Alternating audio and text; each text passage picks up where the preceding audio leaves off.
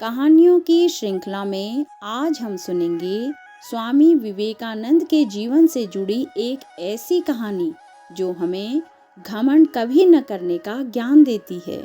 बात उस समय की है जब स्वामी विवेकानंद अपने लोकप्रिय शिकागो धर्म सम्मेलन के भाषण के बाद भारत वापस आ गए थे।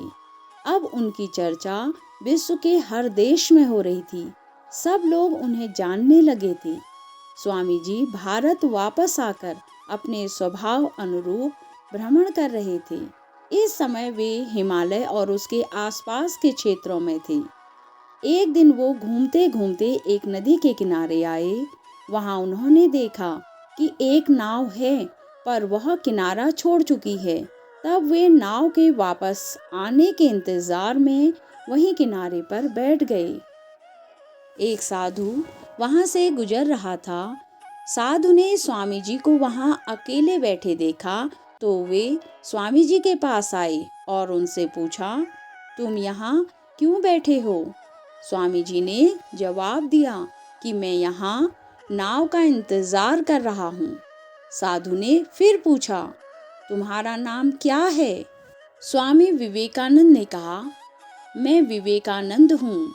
साधु ने स्वामी जी का मजाक उड़ाते हुए उनसे कहा, अच्छा, तो तुम तो विख्यात विवेकानंद हो, जिसको लगता है कि विदेश में जाकर भाषण दे देने से तुम बहुत बड़े महात्मा साधु बन सकते हो। स्वामी जी ने साधु को कोई जवाब नहीं दिया।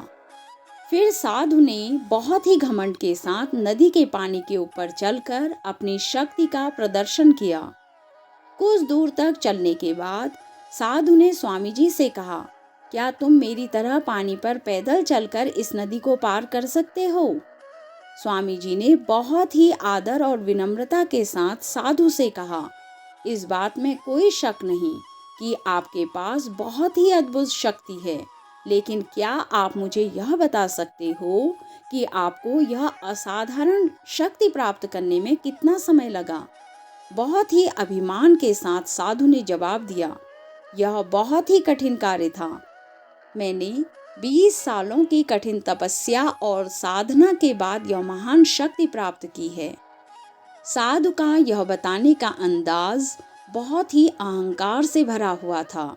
यह देखकर स्वामी जी बहुत ही शांत स्वर में बोले, आपने अपनी जिंदगी के 20 साल ऐसी विद्या को सीखने में बर्बाद कर दिए जो काम एक नाव 5 मिनट में कर सकती है। आप ये 20 साल निर्धन बेसहारा गरीबों की सेवा में लगा सकते थे, या अपने ज्ञान और शक्ति का प्रयोग देश और देशवासियों की प्रगति में लगा सकते थे।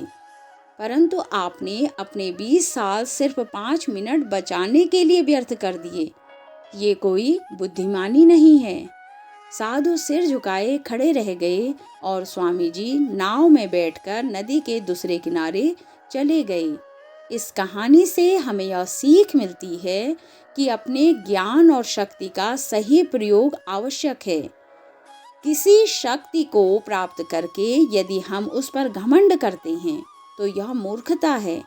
शक्ति का सही जगह पर सही इस्तेमाल करना ही वास्तविकता में बुद्धिमानी है। आपको स्वामी विवेकानंद से जुड़ी यह कहानी कैसी लगी बताना न भूलें। कहानी सुनने के लिए धन्यवाद।